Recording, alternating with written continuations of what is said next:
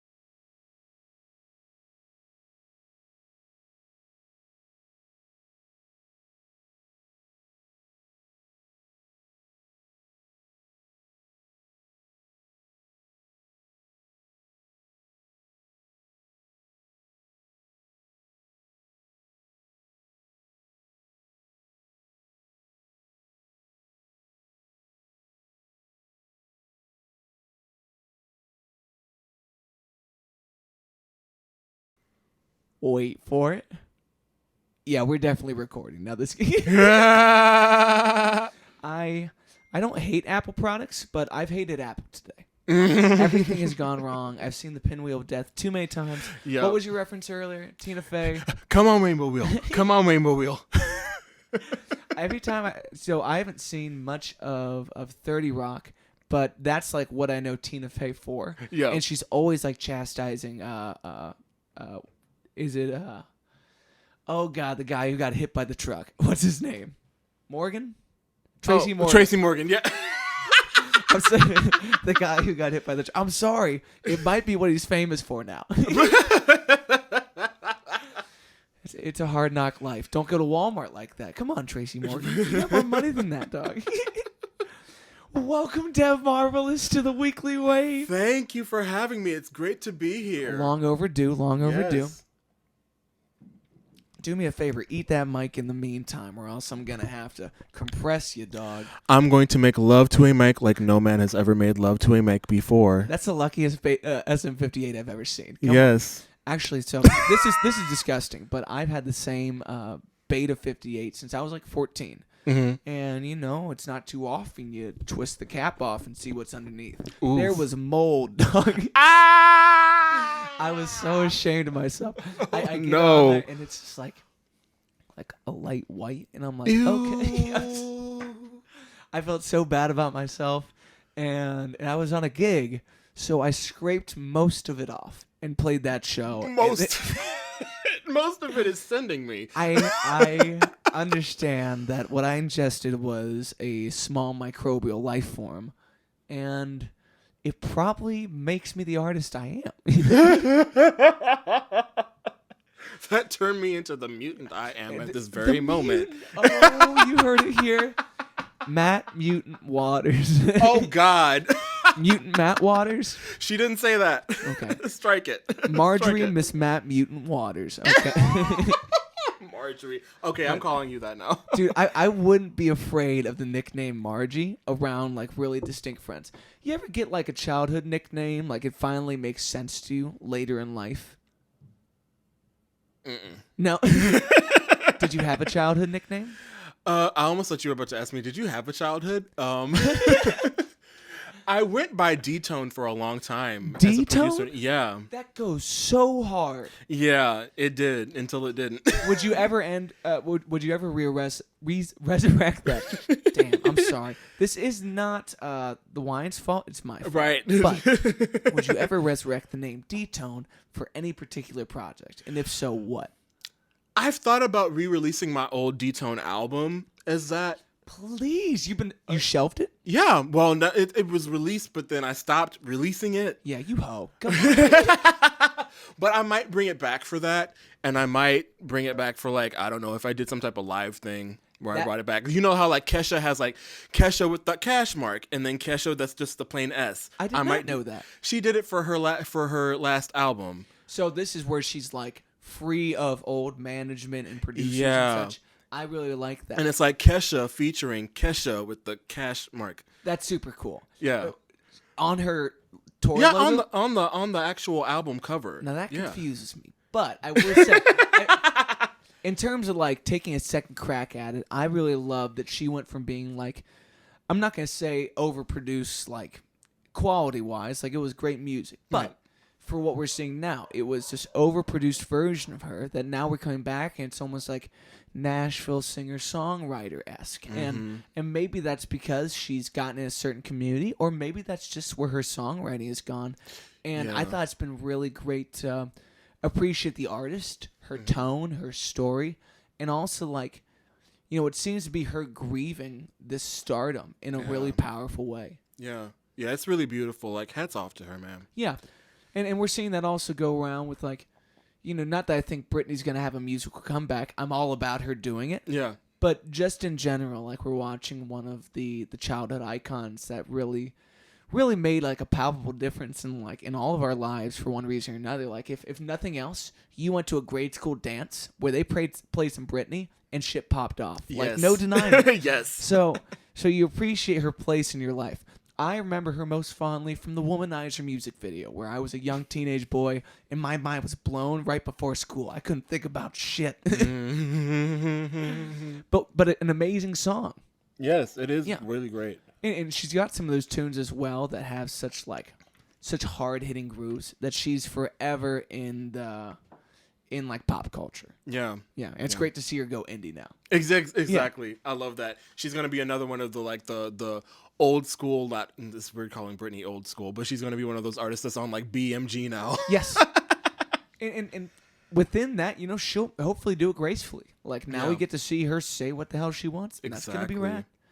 Do you have any other pop heroes from your childhood that you're kind of revisiting right now? Pop heroes. I've been going through because I basically joke that I grew up with my mother, so a lot of her era of stuff I've kind of been reviving in my head. Like I was talking to you earlier about Fleetwood Mac. Like I've loved Fleetwood Mac for a long time, but for some reason, just spiritually, that music has just been getting me through this like summer. I think it's like the summer months. Yeah. And like going to the park, and it's bringing back all the memories of my childhood, and like just like that warmth embrace of Stevie Nicks' voice. Yes. Yes. I've been listening to a lot of that lately.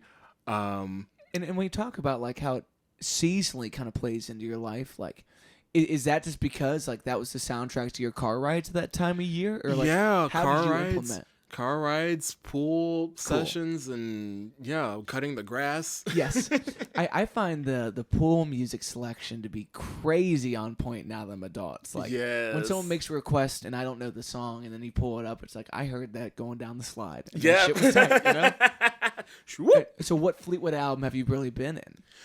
Honestly, a lot of my favorite songs come from Rumors and Tango in the Night. Cool. Those are my two favorites. Any particular standouts of that you maybe missed as a child, like some B-sides? Welcome to the Room, Sarah, from Okay. Tango in the Night, has become probably my favorite Fleetwood Mac song now.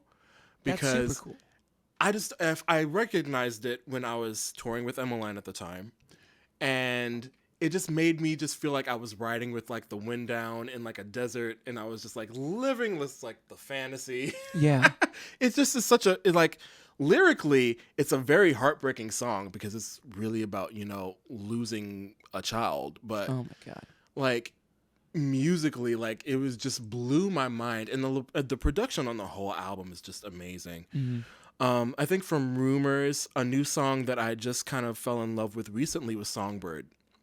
And it's Christine McVie just singing in a open auditorium. I read this article where they apparently had like candles lit for her in like a little lone spotlight, and they mic'd her her piano, and Lindsey Buckingham is just like strumming the rhythm while Christine is just playing in this open auditorium for recording, and it's just like the song is so pretty. Yeah. I love it. Well, it's really cool to hear, someone who's not normally that melodic, center point too, who has such a gorgeous voice, step up in like an uninterrupted kind of space like that. Yeah. And also, I love when you have like there's something about James Brown at the Apollo that sounds different. Like the space is everything, and we're living in this world now where you're like you can digitally replicate a lot of spaces, but there's something about time and place and an overall like earthly resonance, things that we feel that's powerful. Like I think isn't there that album where Pink Floyd's playing at like not Stonehenge but some other like I know what you're talking about. Yeah, something like that. Yeah, either Stonehenge or maybe it's the Parthenon. But regardless, to stand on these beautiful pieces of stone and to push that much of a system, or it kind of reminds me of, you ever heard of the Grateful Dead's Wall of Sound? No. So obviously the Dead was surrounded by some very eccentric figures, and their sound engineers had taken on kind of the intent of the biggest, baddest sound system you could imagine at that point in time, and their main idea was a lot of speakers, not like more than just your standard setup of classic box kind of mains angled around. Right. It was like walls of 50 speakers in a line. Oh, yeah. And then they would all have two microphones. They'd phase out a lot of their feedback. And it was this brick of sound that would hit their audience. It was known as the wall. Wow.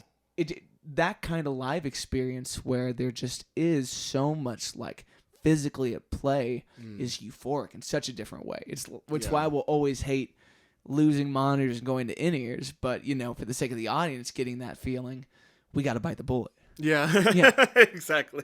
How do you feel about the move from a grand piano in a nice sounding room to a keyboard in not a stale space but a managed space? I have to say, I have my moments when I just love the ease of having a keyboard right next to me, but my heart will always be at an acoustic piano. I always feel like my playing is best when I'm on acoustic for some reason. I don't know, that could be psychosomatic, but I feel like that's like an actual thing where I can feel it. Well, and there's no way to say you're not right in that, because we live in a genre of work that's not only subjective, but it does have feel to it. Yeah. It's like it's the same way that someone can start heating up on a basketball court. Yeah. There's something about when you catch the right stride, and it's very spiritual. If you're a person of faith, it can be God playing into your life and into your talents. If you're someone who just believes in the power of the universe to do its thing, it's like you hit a stride where, like we were talking about earlier today, you're giving at a pace that's your best. Exactly. And you just ride that wave for a second.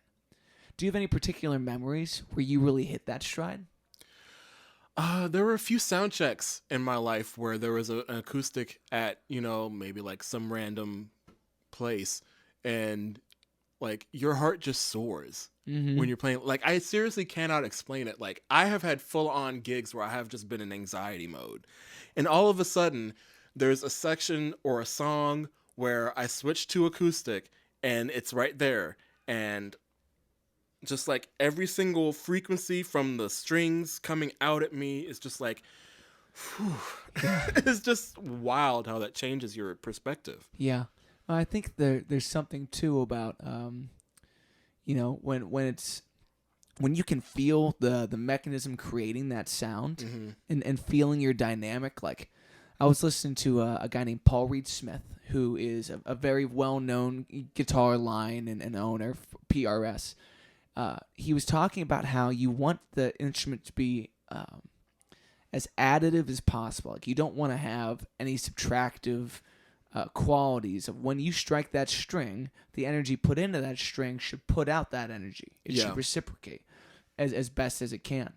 And I think you find that in instruments, in spaces. So and also certain parts of songs where maybe this room has a resonant frequency on this one chord that we're about to feature on this one part, and something happens in the room where we all just get this sense of lift. Yeah. And that's the purest magic that I've ever gotten close enough to and felt like a part of, Yeah, definitely. It's just so wild how music and space can really just like not just touch but like elevate. It's almost kind of hard to explain. It does feel very spiritual. Mm-hmm. And I'm thinking back to Brian Wilson when he was talking about Pet Sounds and how that album had a whole spiritual quality to it when they were creating it. Yeah, it's just wild. Well, and if you bring up Brian Wilson, like that's not an album that I've spent enough time listening to. Mm-hmm. And I think as fans of the art form and as students of the game, like that will always be one of the greatest albums of all time in terms of showing you the tools that were available at the time. Yeah. And how to stretch them to the absolute furthest. Exactly. And we live in this weird world where technology will allow you to do so much, but to really get somewhere special, you need some strain, know, so some discomfort in that, and clearly, bands the size and the stature of the Beach Boys went through some discomfort in their careers. But when you look at a body of work like that, like it's these little particular pieces, like the little audible artifacts, and like the happy mistakes in a lot of ways. Like, yeah, as a producer, how often are you working on an idea that you thought you had, and then when you miss, it takes you there? You know what I mean? Yeah, it's very rare, but when it happens, it's a special thing. Yeah. I find that a lot of times when I do have moments like that, it's usually in the moment, hands-on, not a lot of synths happening. Mm-hmm. Usually there's like a vocal track. I actually did an article on my cover of La La La for The Bird and the Bee where I was like, I had some glitch happen in my microphone, and it made like the coolest noise, and I put it in the middle of the song. So that's one example of that. But sometimes I have a lot of worry that we might, I don't know if lose is the right word, but there's so much magic that can come in albums like Pet Sounds and Sgt. Pepper and things like that, where they had so many hands-on instruments because they could actually feel it, like we were talking about the piano and guitars and how you strum it and you can feel it.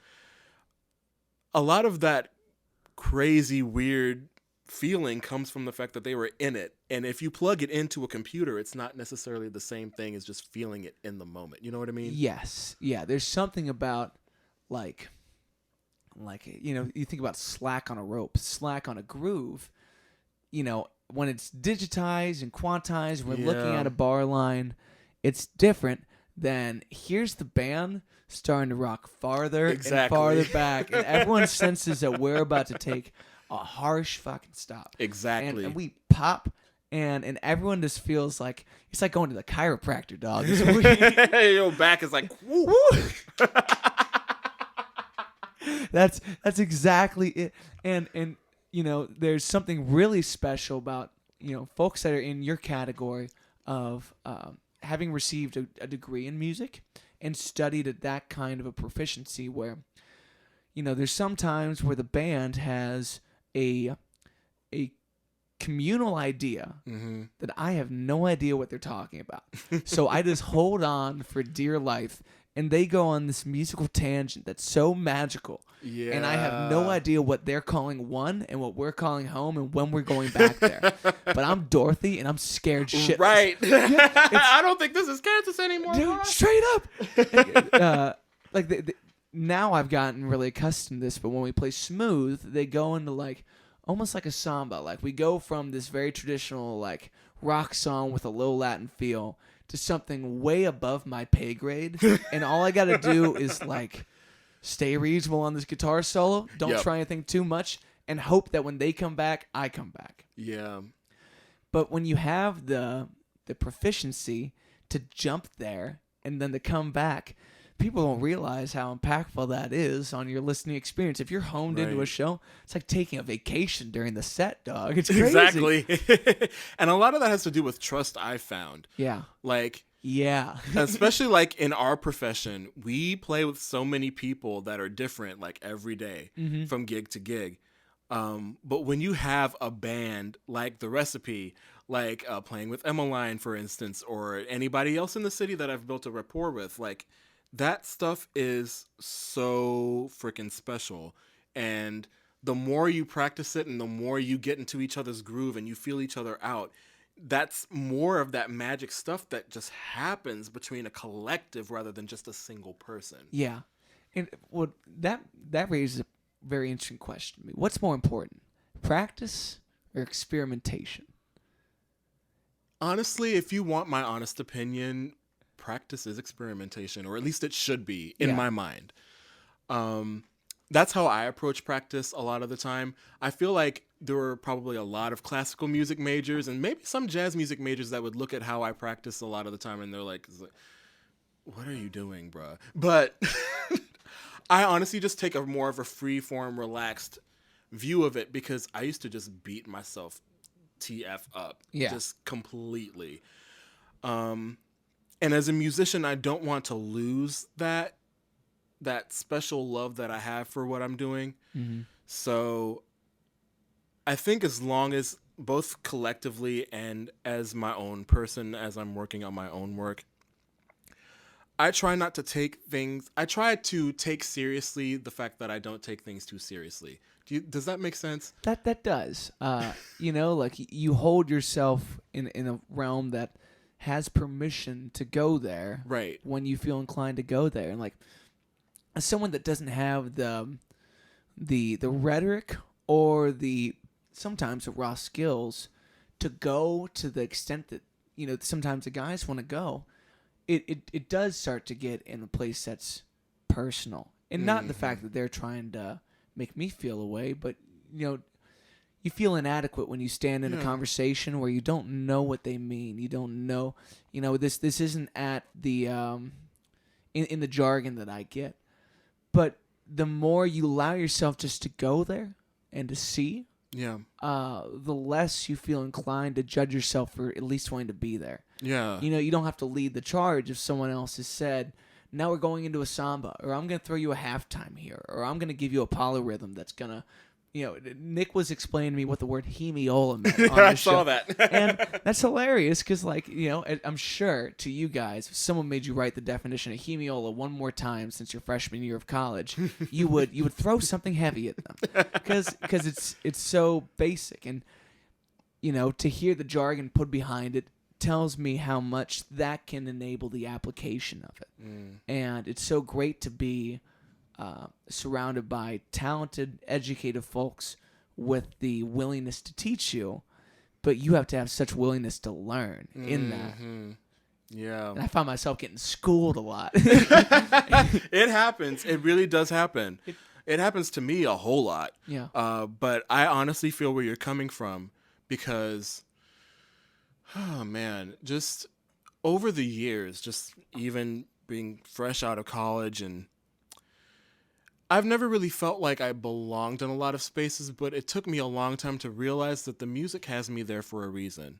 And the people that you're playing with believe in you to have you on this gig in the first place, or to want to collaborate with you. So even if you're not necessarily the most virtuosic of players, there's something in here that you can tap into, that you can offer to the musical conversation. Yes. And it's not book smarts that we're looking for. It's personality. That's what makes it so brilliant and fortunate for me to get to have folks in my band like yourself who is an undeniable artist in what you do. Everything has your thumbprint, your love, your years of practice, and your commitment to be there that day. So to expect you to play chameleon and to look like this or look like that is a quick way to get half the value. Right. You take the hands off and know that this person that you've called upon is in the factor of uncontrollables because you chose that. Yeah. in a very trustful way. You know, in the same way that to go there, I need to trust you. It's hard for me when I'm lyrically kind of driving these songs and there's something that's come from the back of my head into this life to say I do not own this moment. I do not own this song even. You know, even though I do have the publishing content. Please know I have the publishing. No, I'm kidding. You got to bring every once in a while, stare into their hearts. You got to know we own the publishing rights to these songs. Please don't come after our well-being. But if you pay me. But there's a moment of letting go once the song starts and you're there, and this is really real for how I felt about the live album. Once you're there, it's happening. Yeah, it is happening, and there's no stopping it.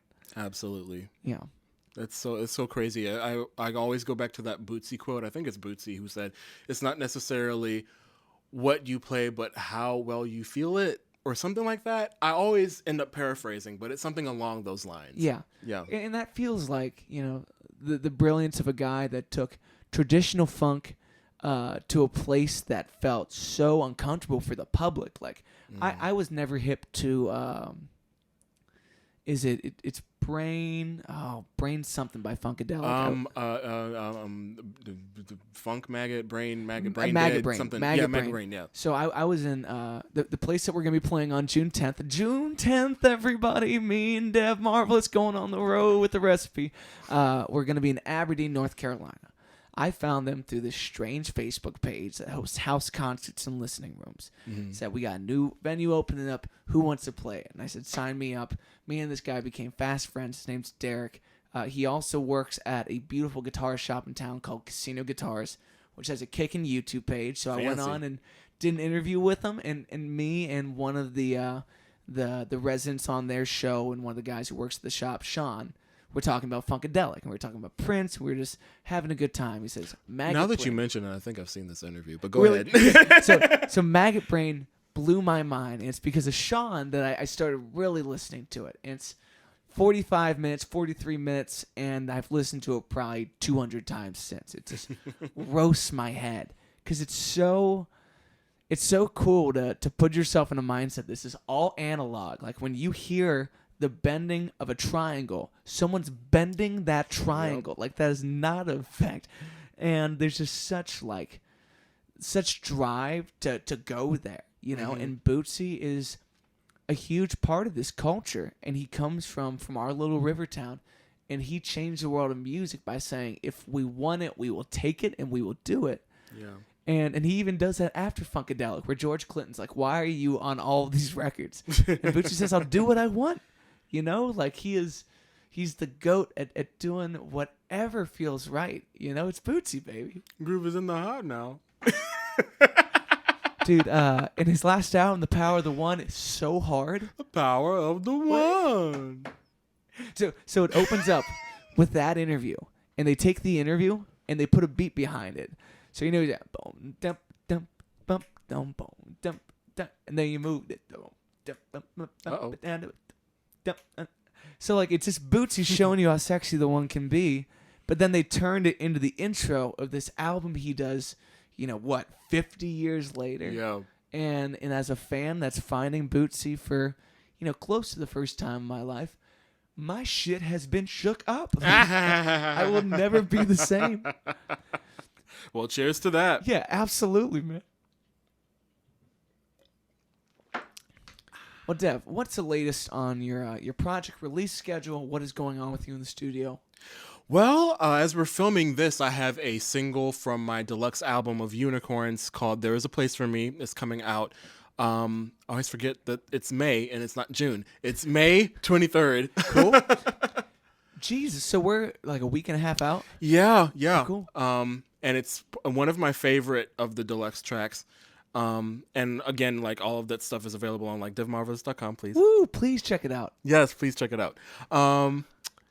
And other than that, yeah, I've just been playing on a couple of shows here in the city, and yeah, I've been working on a couple of special things in the studio for my own, solo releases, but under wraps until it feels like it's ready to come out. Absolutely. Well, you do a great job, like I said, of telling your story through the music, through your content.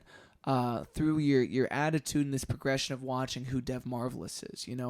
As a friend, it's such a pleasure to watch you perpetuate this character in a way that feels so free, and I like that you've continually taken your time with it and stayed authentic to yourself, and when you've had to step away, you've stepped away, and you've come back gracefully, like we talked about. Your willingness to get back on the horse is a big part of what makes the greats so great. Yeah. Failure, worries, anxieties will never slow down great art if you have the willingness to do so. And I think a lot of the greatness in today's era is that I think a lot of people need to see that transparency, because a lot of artists back in the day, everybody's gone through their own personal hardships. Like take Fleetwood Mac, for instance. There's been their whole album was pretty much about breakups and rumors and stuff going on in the band. So, I just hope that through what I do, I can help light the path for others who are like me or who are inspired by what I do to maybe create art of their own and be a positive light for others. And I hope that my work resonates with people enough to do that. So. Yeah, I think it's very clear in the way that you step up to it. And one of the things that you did for me today is come consult on, an array of music that's very personal to me. That's very different from what I've been doing, but is what I want to be doing now.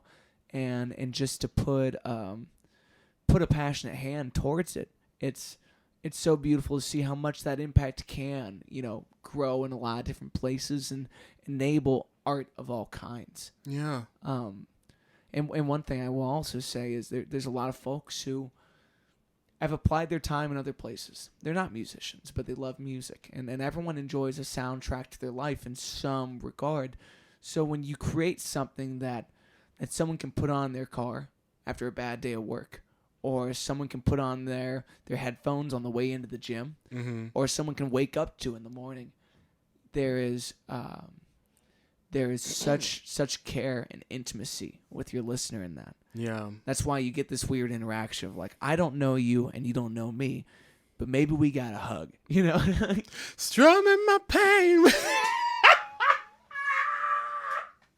Every time. That's when someone starts scratching your back. They're just whispering that in your ear. You're like, whoa, this has gotten weird. That's the danger of meet and greets. Did they write that about me? Dear God. So I was talking to Tommy Lee about this, and you also played on some of these Tommy Lee records. Yes. That may or may Stay not tuned. be coming Stay out. tuned. She's stay hiding tuned. in Arizona. Someone please bring her back to us. Girl. And I swear, she's telling me she ain't burnt. I know this bitch is crispy. No, that Arizona hellfire is no joke. She told me it was 102 today. No, ma'am. No, ma'am. No, ma'am. No, ma'am. See, these are also moments where Tommy and I were talking about some of these parts that you put on these songs. And I was like, Dev knows you're a theater kid. And some of these parts have laid out so perfectly to add this theatrical kind of gusto to it. It's like, here's a tasty organ. Here's some driving EP. But it's in the synths. It's in the ambient kind of lifts. Yeah. Where you get this pull the curtains back, people, shit's about to go down. Showtime. It's showtime. Turn the brake lights on. Come on, make them hot. These people wearing makeup and they have a small piece of tape holding a microphone. Yeah, paint for the back of the hall. Why do they put it on the forehead? I think that's so it's not here and it's not in the clothes because you have to do a lot of choreo. Choreo?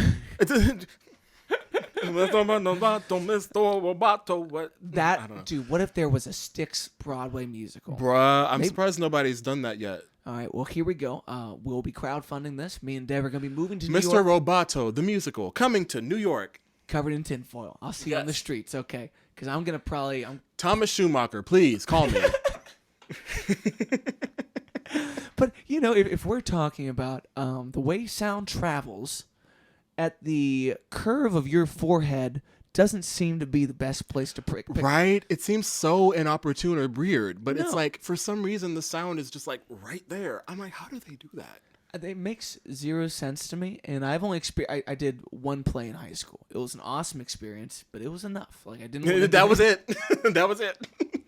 I did not want to do it again, but they put that on you, and I'm not an audio professional, but I've seen people, dude, every time I do a wedding gig, I tell the father of the bride, put this mic in your mouth. And he goes, all right. And then he holds it here and talks to the crowd and tells me that they can't hear him.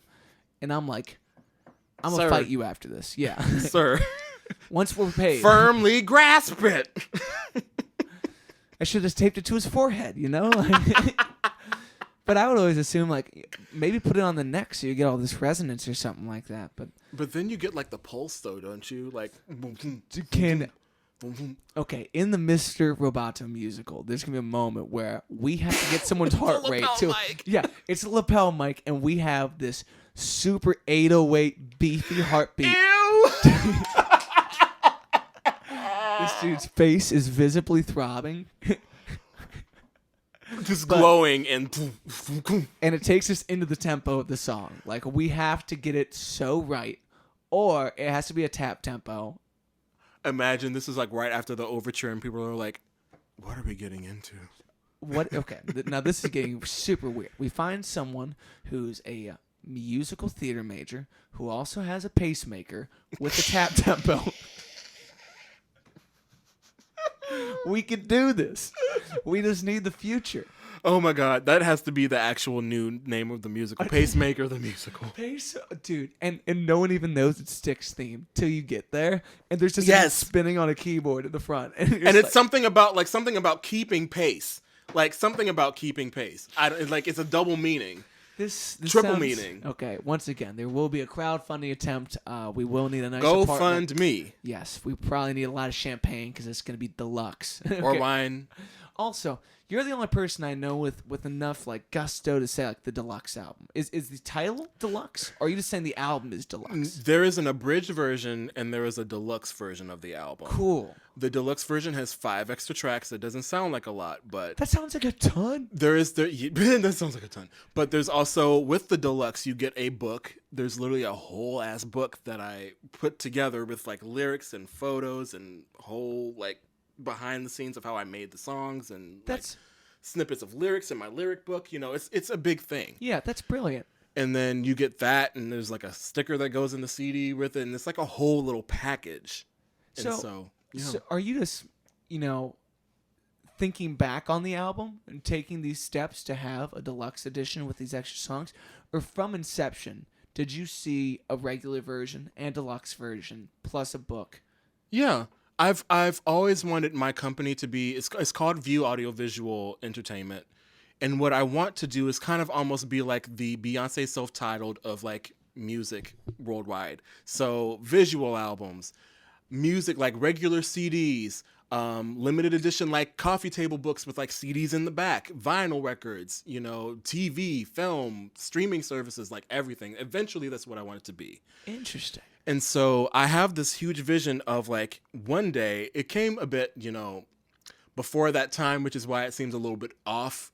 But right now I have this vision of like having everything be like you hear it this way on like streaming, and then wait a little bit, you get like this huge surprise. Or you have like, say you strike a deal with like Target or something, and you have like the big release of like the box set in Target, and then you have like a deluxe CD in Target, and then you get like the streaming version. And that's really what that was supposed to be.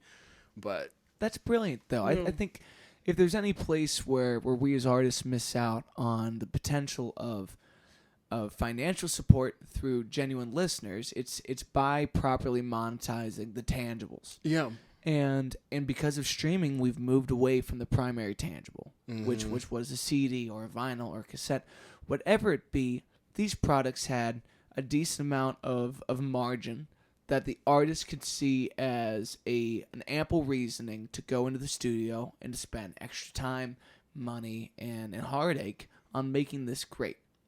Versus now, when you have such menial opportunities to make money off of the music itself in its most consumed place online, you start finding artists that are more willing just to put out a song a week, regardless of quality.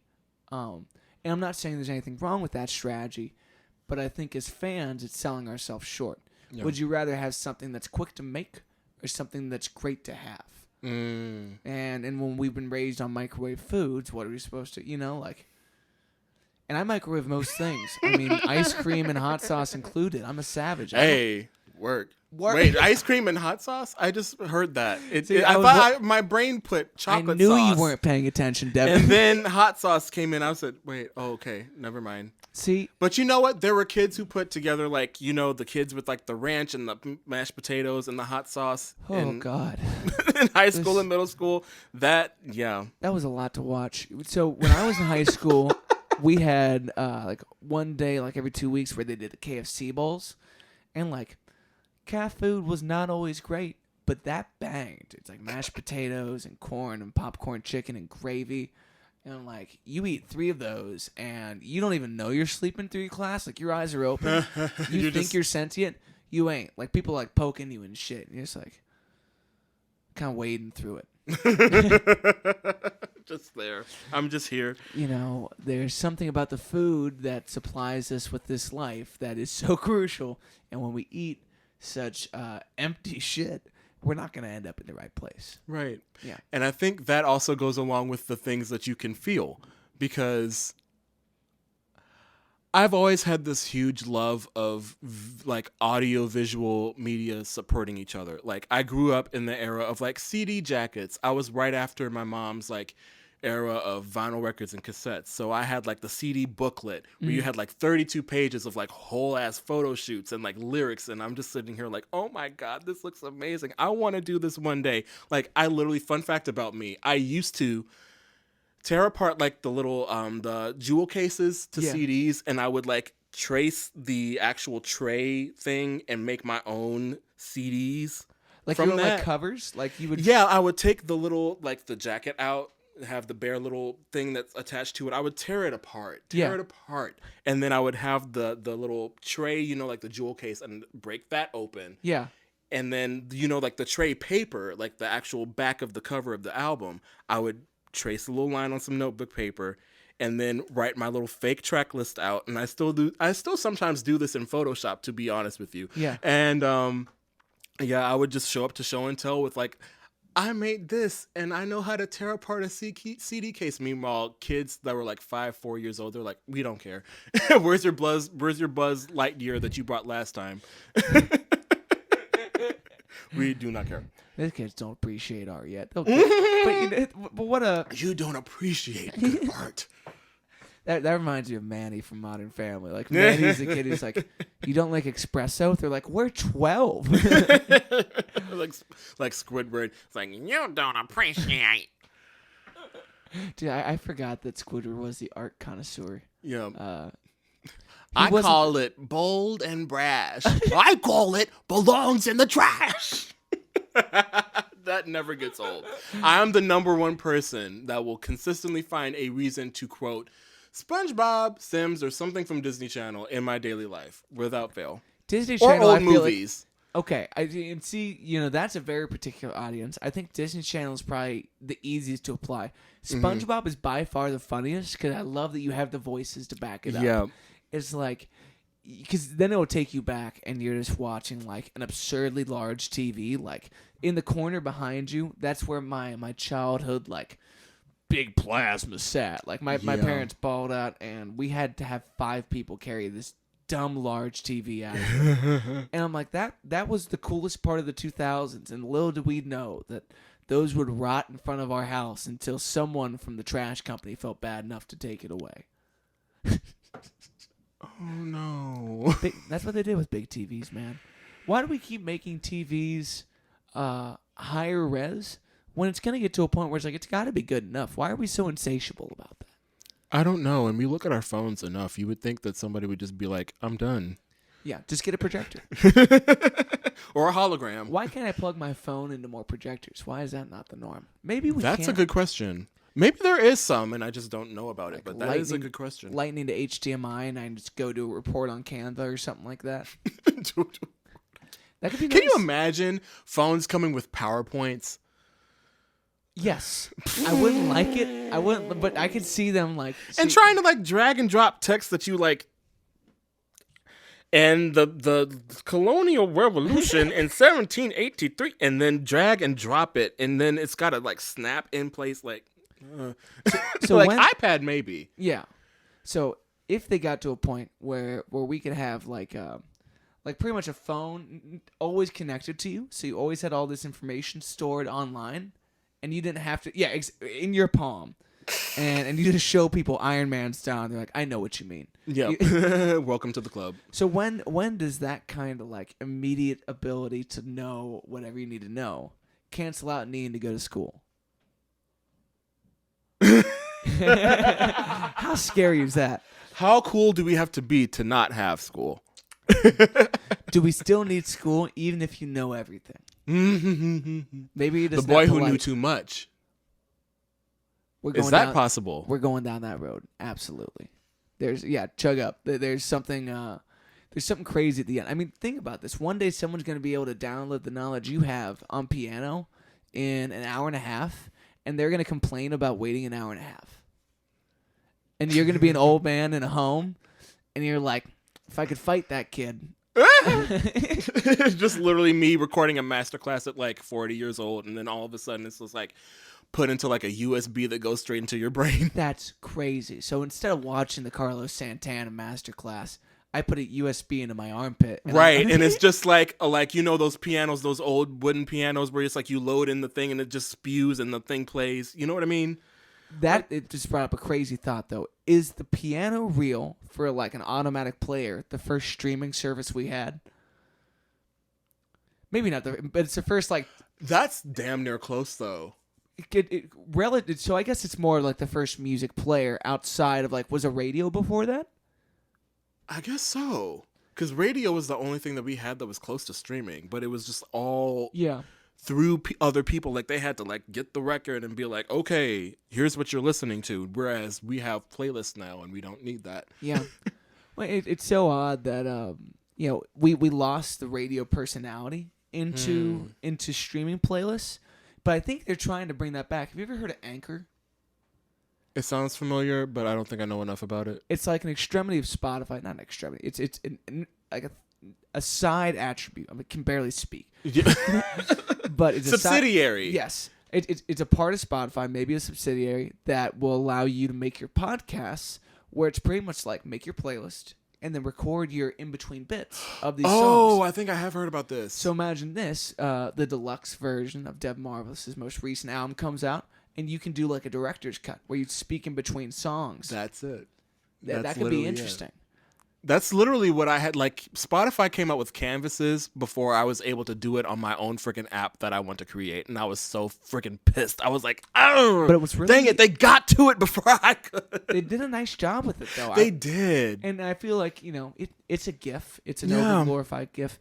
But it's better than just the art.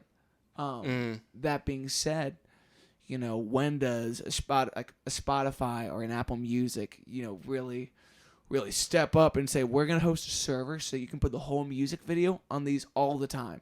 So when you go to the gym and you watch a playlist, you have every video already lined up. That's YouTube. Never mind. They're screwed. Well, screw that. Never mind. Who do you think's going to last longer? Facebook, YouTube, or Spotify? I feel like somebody's going to buy them all and we're going to be stuck with them for life. One person? Dude, what if somebody's going to buy all of Google, all of Facebook, and it's just going to be Monopoly Man 3000. I was about to say, what? Okay, never mind. What if it's Andre 3000? Andre 3000 for president. No, I'm kidding. Hear me out. If we had Andre and The Rock run for president, that's what we need. Who's president and who's vice president? I don't care. I don't think either. I think they wear the same They were just suit. dual presidency. They have one desk. Yes. It's super cute. The chairs are stuck to each other when they have to like slide, and the swivel chair is just like, whoop. Just to add a little bit strange, they always hold hands in a very plutonic way, but it also shows power. And it gets rid of toxic masculinity. It does. It's the two toughest guys we know, always locking up and just being like, this is how we do it. This is how we run the country. Togetherness. Unity. Dude, and then they have sweet beats. Please can you make a The Rock presidential album live from the White House? You know, if The Rock dropped an album in the White House, Barack would immediately turn around and drop some shit, and then we get what seems to be the latest Kid Rock album, but it ends up being a George Bush debut album.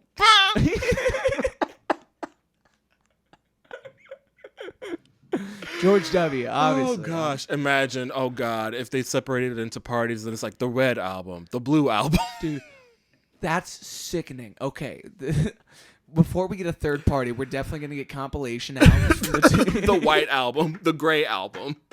No, the Beatles come back with a white album. It's Paul running for president, and we all Part know. 2. And we all know. Worst case scenario, Ringo takes the reins, and Worst case. let's just say then you're gonna need a yellow submarine. Okay, that was How are we tacky. getting out of this? That's so tacky. I'm so sorry. Ah. But the Rock should stop rapping. Like, The Rock should stop laughing. dude, I think I'm living. he's the best entrepreneur because he was like, someone write me a decent verse, and they did, and it just. He's been doing too many family-friendly flicks for me to be down for right now.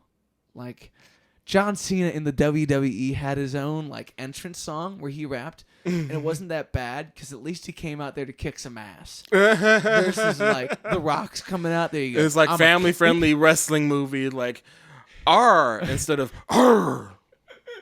I don't know what in the gay that was. He was in the he was in the WWF. He was bleeding all over the place. Okay, and now he's directing a video where he's a captain on a boat with mainly cartoon characters, and the roughest seas they see is like 400 meters out from land. Yar-ha-har. On a green screen. On a green screen. I want to see The Rock get roughed up a little bit. And I then want to drop see a him trap go album. out with, what's his name? Bear Grylls. Dude, Man vs. Wild, The Rock edition. That would Be waitings. And they have a Roland 8-track. They have to record an album in 30 days. No In the food. woods. In the woods.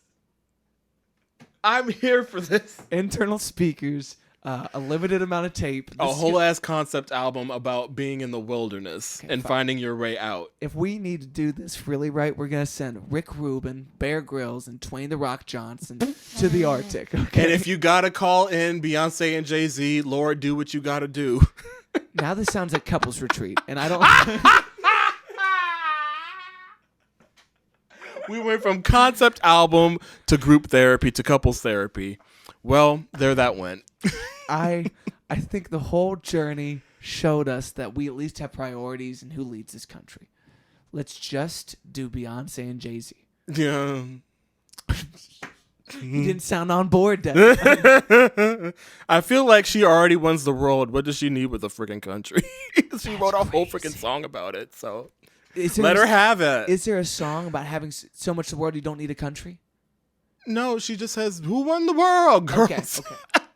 Which beyond anthemic. Who won the world? What's it? What is it in Feeling Myself? Oh, I stopped the world. World stop.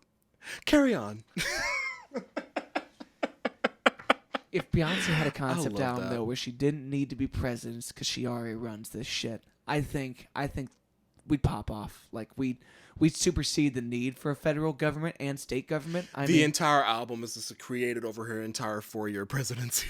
It's an extension of the Constitution that rules out having any kind of leading body. And every police station is run by Beyonce clones who kick serious ass. Just androids that look like her from like Madame Tussauds. Dude. That would be some gross iRobot-ish right there. That would be, ooh. Will Smith is going to get smacked so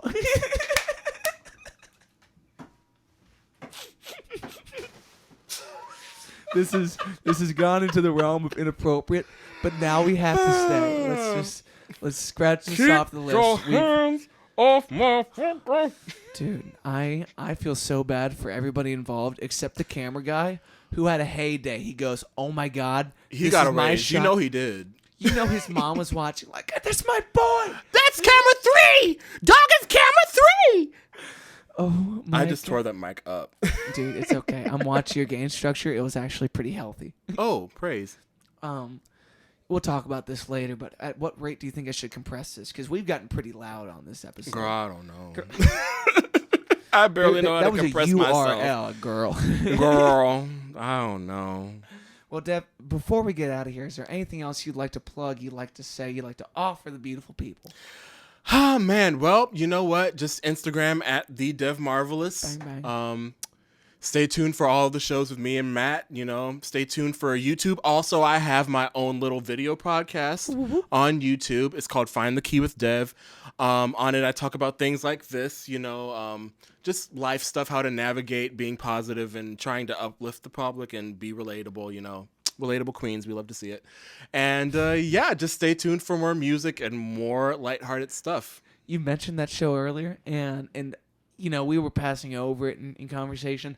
My immediate thought was, it's a show called Find the Key with Dev, and you listen to a song, and you're like, B minor, that's it. I'll see you guys later. Like the shortest show you've ever seen. Literally, but I almost did that.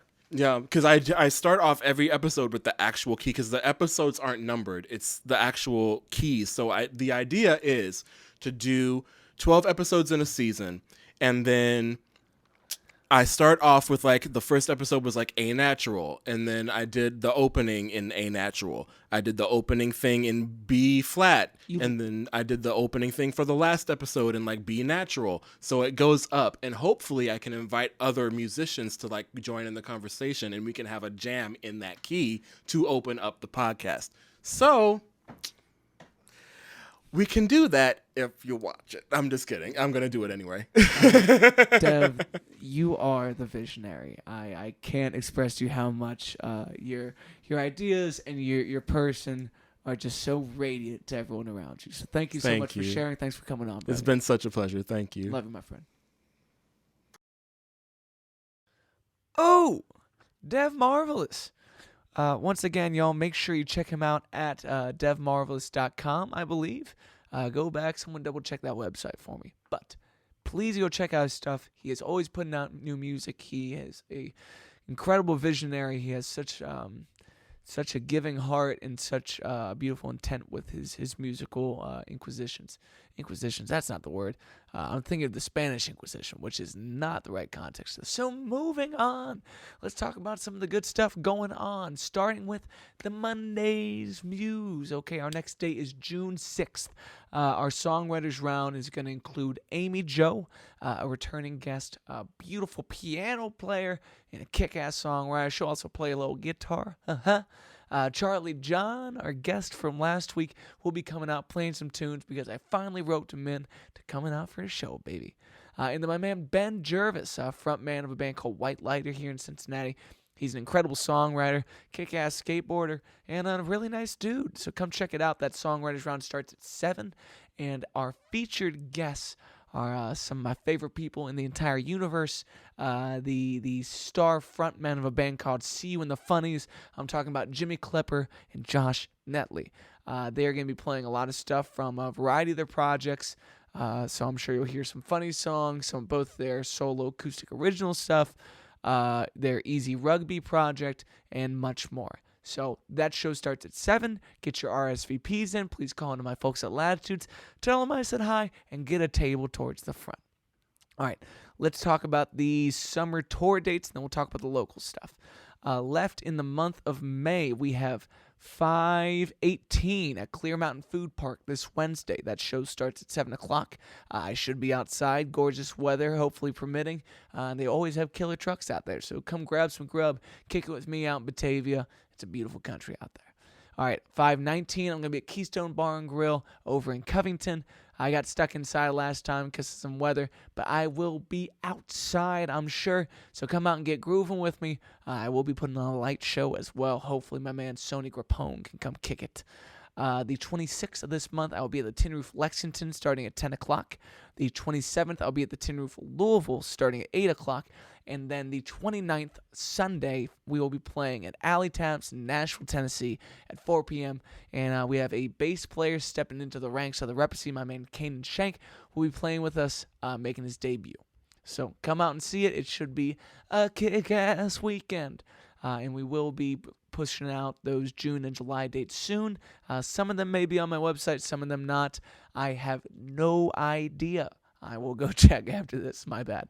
For the local dates, this Saturday night, Friday night, also, I have no idea. Damn it, man. I'm not going to look at a calendar. May 20th, come see me on Fountain Square with the Crooner Circus. My man Noah Smith has put together a dumb hot lineup for a kick-ass night on the square, including some of my friends Michael Moeller, Maddie Simpson, Megan Wren, so many great acts. Sunday Drives, May 22nd, I'll be back at Hilltop in Mount Adams starting at 1 o'clock. Also, that evening, as you know, every single Sunday night, I'm a fishbowl at the Banks, baby. They also got the DJ battles still going on over at Tin Roof afterwards. So go check that out. Shout out to DJ Combat, who organizes those events. They are so good. May 24th, it's not a show, and most of the time I don't plug other stuff here, but I'm going to be on the Native podcast hosted over at Newport on the Levee at the Native store. So it's live. You can come kick it if you like. Make sure you shout out my man Jay Banks, pick up some of their beautiful apparel, and come check it out. June 2nd, I will be at Fishbowl at the Banks starting at 8 p.m., and June 5th, so June 2nd, just to clarify, it's a Thursday night. I'm subbing for my man Brad Martin. So come and see me. June 5th, we are turning over a new chapter in the summer. I'm going to be playing on Sundays at E&O at the Banks from 11 a.m. to 2 p.m. And then as every single Sunday, you know it too, I'll be at Fishbowl. So a long day in the Banks. I am looking forward to spending my summer down there. Come and see me for brunch and dinner, and let's have some drinks after. Okay, that is it for the Wave this week. Thank you so much for tuning in. As always, I'm Matt Waters. I love you. Peace, everybody.